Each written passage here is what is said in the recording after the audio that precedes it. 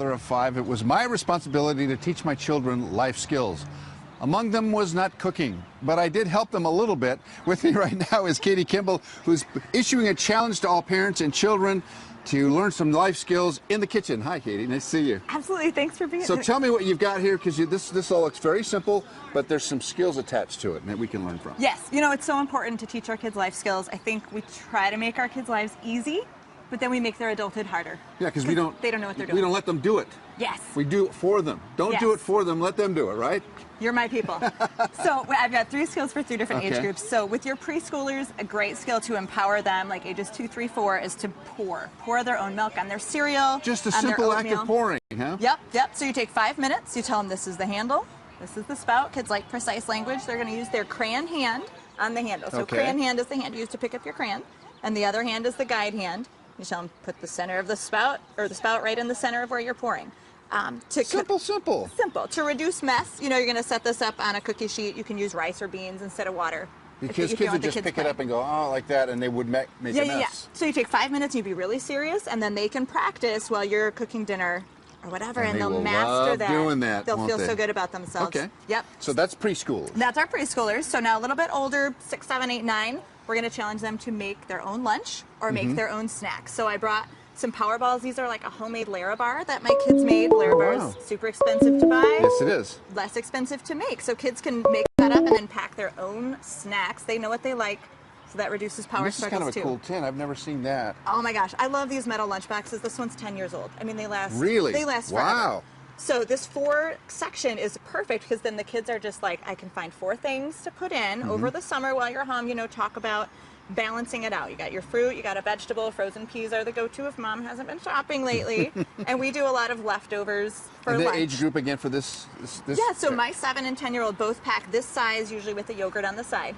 And can they get into the refrigerator and access all this so they know what to put in? Absolutely. You know, I tell parents to have the kids pack it right after dinner, so everything's kind of out. Oh, okay. Anyway, and that's just efficient.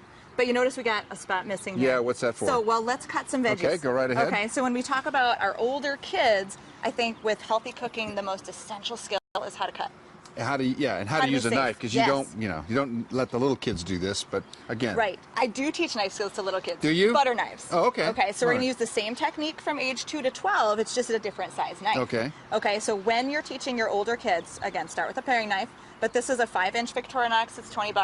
It's a great size for kids' hands, and you're going to want to start with something long, so their fingers can be what we call at Kids Cook Real Food, hey, out of the way.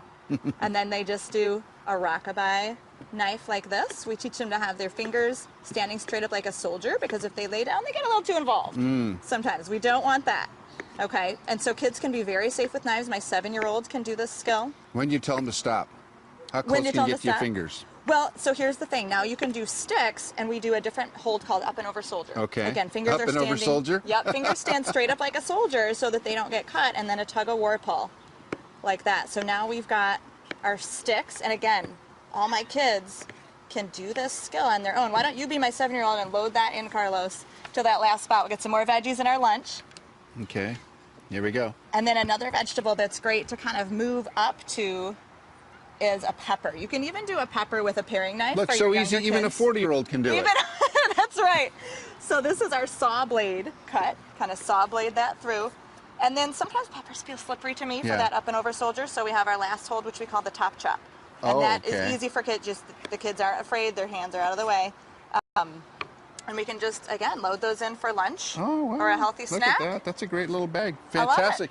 All right, you can learn more about this from Katie. It's there's a kidscookrealfood.com/KUSI for more information. Katie, thanks so much. Yeah. Actually, I learned a lot. Great. This is fantastic. At that link is our 10-minute video with all these knife skills and more, so parents can work with their kids. Fantastic. We'll be right back with more Good Morning San Diego in just a moment.